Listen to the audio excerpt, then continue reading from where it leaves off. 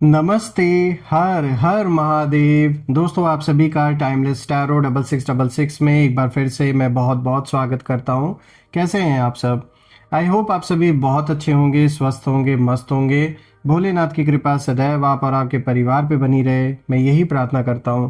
तो चलिए दोस्तों, एक नई रीडिंग की शुरुआत करते हैं। हर बार की तरह ये भी एक general, collective and timeless reading होने वाली है। इसे आप कभी भी सुन सकते हैं। जितना रेजोनेट करे उतना ही एक्सेप्ट करें, बाकी का जाने दें।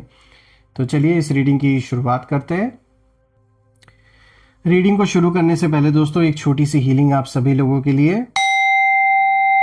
हे भोलेनाथ, जो भी मेरे व्यूअर्स इस वीडियो को देख रहे हैं उनके अराउंड जो भी नेगेटिविटी भेजी गई है, जिसके द्वारा भेजी गई है, वो सारी की सारी नकारात्मक ऊर्जा वापस अपने ओरिजिन पे लौट जाए। All the negative energies around my viewers go back to the sender. All the negative energies around my viewers go back to the sender. आपका जीवन धन, मान, सम्मान, सुख, समृद्धि से भरा रहे, मैं यही प्रार्थना करता हूँ दोस्तों। तो चलिए इस रीडिंग की शुरुआत करते हैं। Dear divine, dear angels and sister, हे महादेव, जो भी मेरे व्यूअर्स इस वीडियो को देख रहे हैं उनके लिए क्या मैसेजेस है, क्या गाइडेंस है, प्लीज़ शेयर करें।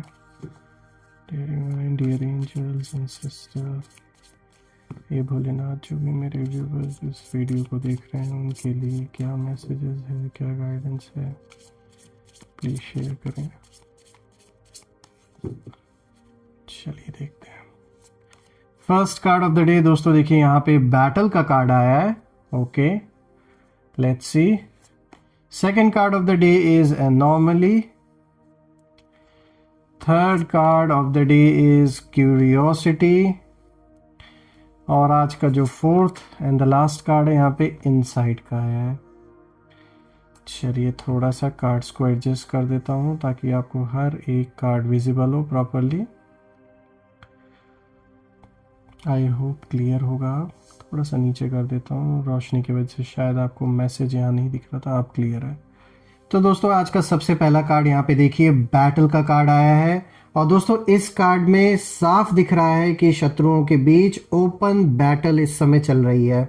लेकिन ध्यान दीजिए दोस्तों, ये लड़ाई सिर्फ आपके साथ नहीं है, ये लड़ाई उनके आपसी ईगो, जेलसी और इनसिक्योरिटी को लेकर भी हो रही है।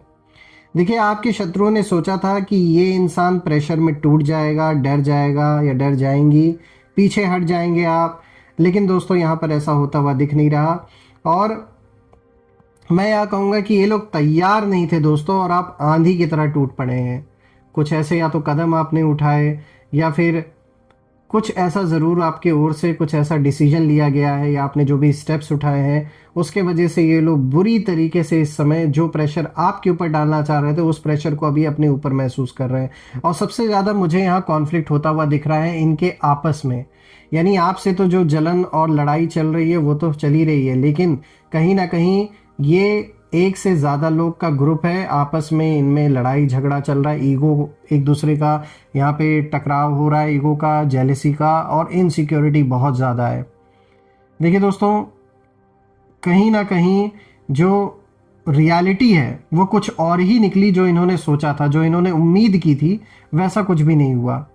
देखिए, आपकी एनर्जी ने इन्हें कहीं ना कहीं शॉक कर दिया है। जो आप जब प्रेजेंट कहीं होते हैं या कभी सामने पड़ते हैं तो जिस ऊर्जा को ये फील करते हैं, जो कॉन्फिडेंस आपका देखते हैं, उससे कहीं ना कहीं ये लोग और भी ज़्यादा जेलसी फील करते हैं।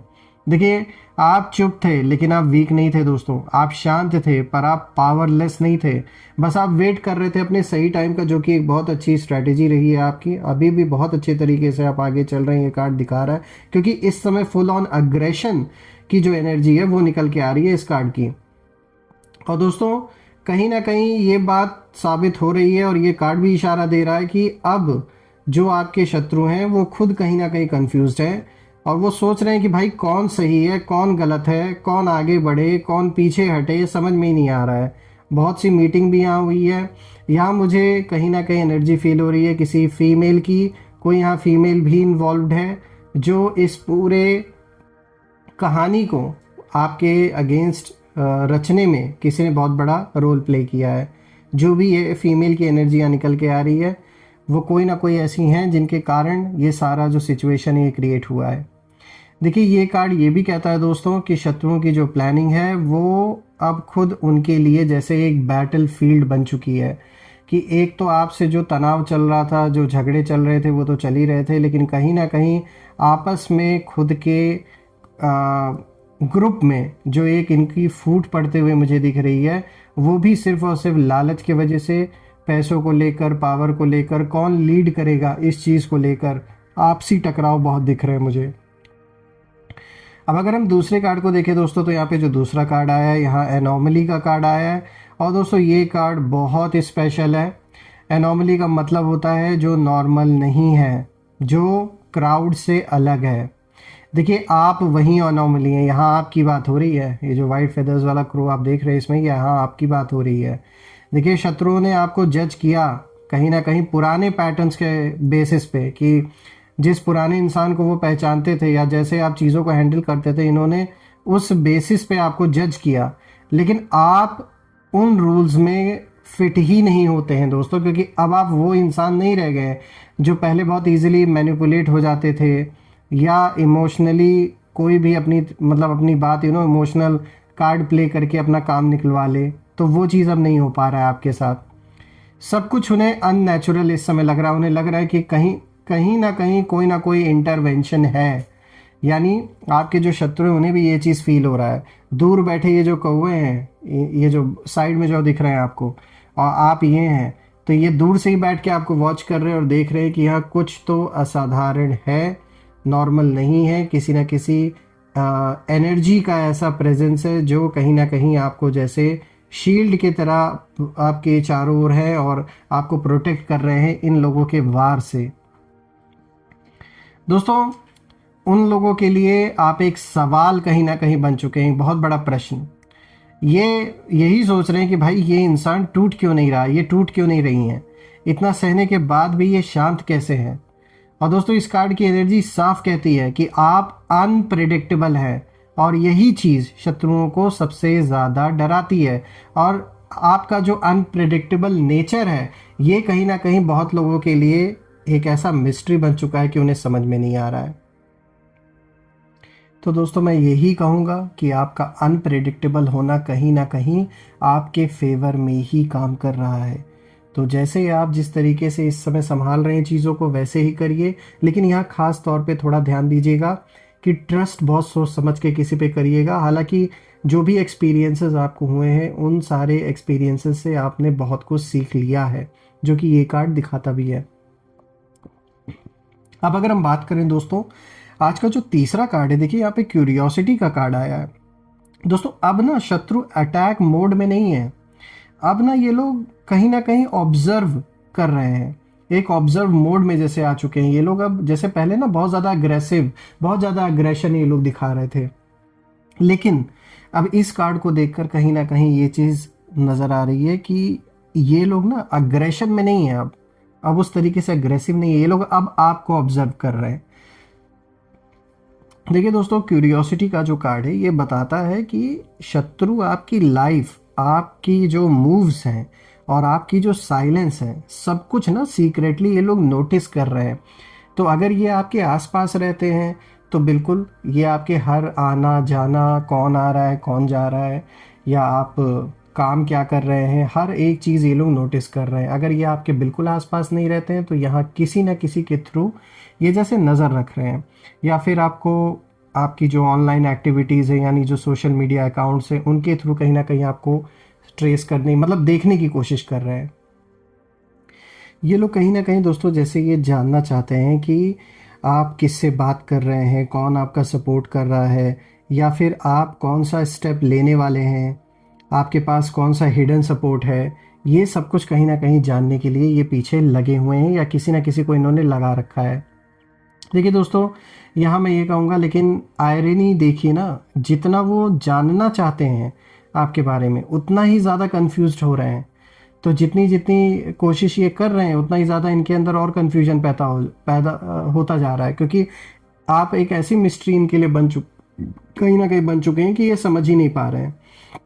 दोस्तों यहाँ पर ये कार्ड ये भी कहता है कि अब आप इन लोगों के दिमाग में जैसे घर कर चुके हैं, मतलब वो बाहर से स्ट्रांग दिखते हैं लेकिन अंदर से रेस्टलेस बहुत ज़्यादा हैं। इन लोग के अंदर एक छटपटाहट है, एक बेचैनी है कि भाई हम तो इतना दौड़ भाग कर रहे हैं, इतना सब कुछ कर रहे हैं, लेकिन इनके ऊपर असर क्यों नहीं किसी चीज़ का पड़ रहा है। और यहाँ पर सारे जितने भी साजिश करने वाले थे, ये सारे के सारे इस समय चुपचाप एकदम बैठे हुए हैं। किसी के मुंह से एक आवाज़ भी नहीं निकल रही है इस समय।